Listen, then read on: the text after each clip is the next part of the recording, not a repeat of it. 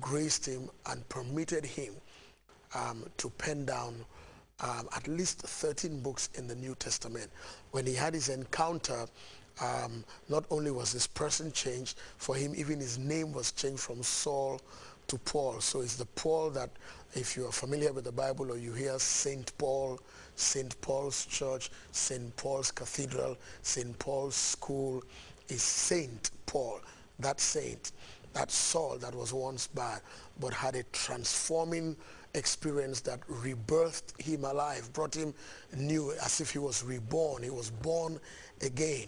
It is that Paul. And so he wrote a lot of the New Testament books, and one of them is the book of Philippians.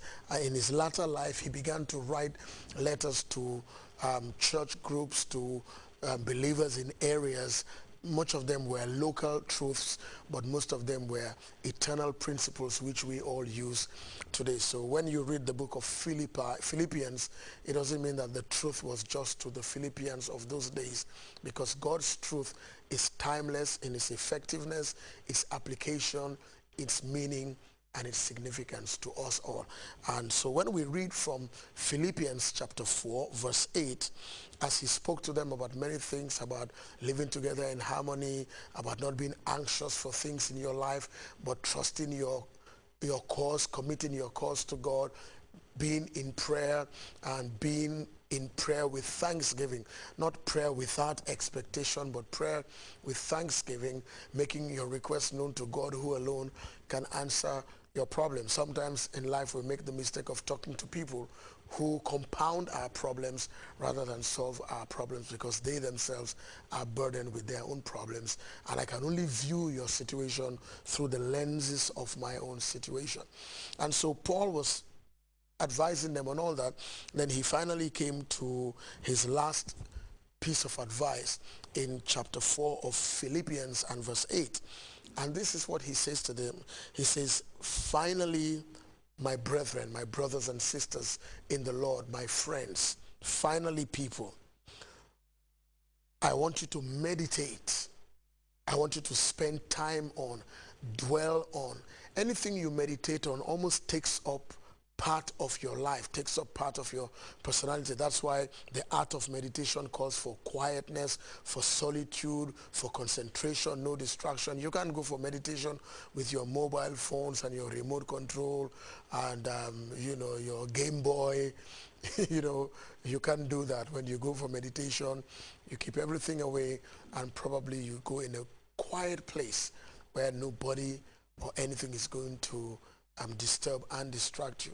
So he's saying that there are 8 things which I will read, that he says if you want to meditate, let your meditation take on board these 8 things. And I have stretched it to say, in the kinds of life that we want to live, how we, our demeanor, the way we relate to people, the way we respond to stories, react to events, to situations, if we take on board these 8, it is assured that life will be far better than it probably is for a lot of us. So he says, finally, whatever things are true, whatever things are noble, number 2, whatever things are just, that means correct. Number 3, whatever things are pure. Number 4, whatever things are lovely. Number 5, whatever things are of a good report. Number 6, if there is any virtue, whatever things are virtuous. Number 7, and if there is anything praiseworthy on them. Number 8, he says meditate on these things. So if I were sitting in my recliner, my lazy boy, or I drive my car to the beach, I just recline the headrest and the seat, I am walking down the beach, or I take a trip to a resort, I go on a safari, or it's a public holiday, so I shut myself indoors with or without my air conditioning. It's all quiet, it's all still, or I go to the office at night and I'm there for long hours. If I choose to meditate, My mind must not wander. I must not allow many things to pollute my mind, because a lot of times a lot of people can tell you that even when they want to be quiet for 10, 15 minutes, their mind wanders to the demands of the day, the financial responsibilities, the debts to be paid, the school fees to be paid, the next thing to be done, the mechanic is calling, the landlord is calling, so many things. So the meditation is not a very simple thing. It calls for concentration. That's why in some practices there is even a sitting position that helps to enhance a reflective and concentrated poise. But as you can see, 8 guidelines are given here. And what I really want us to do is to look at this art of meditation as relates to these 8 things. 2 weeks ago we started with 1 and 2, and I can't be exhaustive on any of them because they are all huge chunks of meditationary material for us. For example, it says when you're meditating, or whatever comes your way that causes you to meditate, you heard a story, you watched a movie, you read a book, you observed something that was breaking news.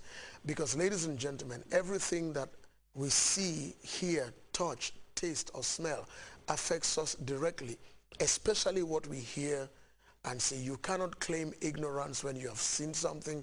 You cannot claim ignorance when you heard something. Seeing and hearing in particular almost force a decision from you.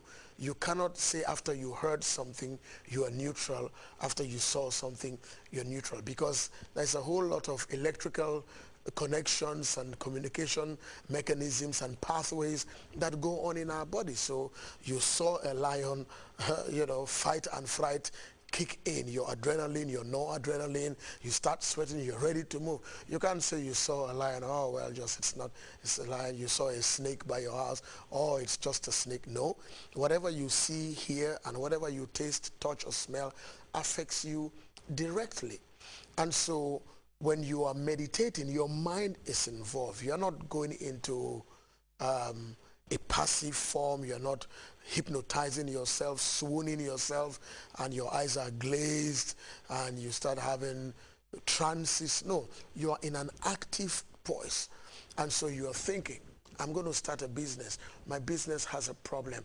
This area of my company has a problem.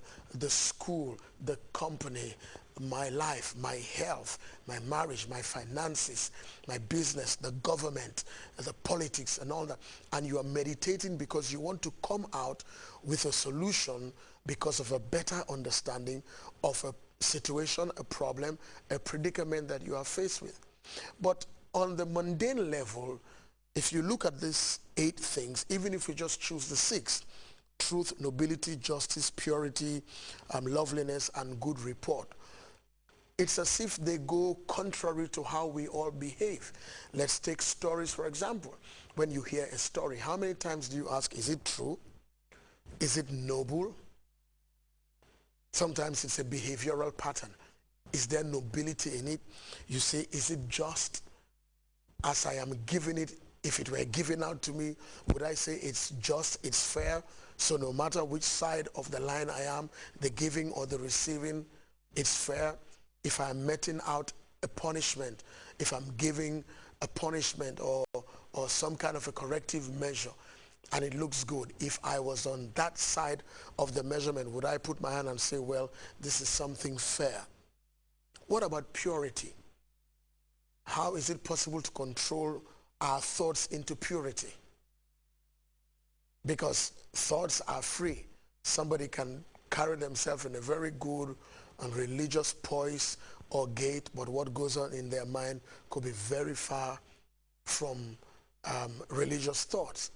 And so the question is that, is it pure? Are those thoughts pure?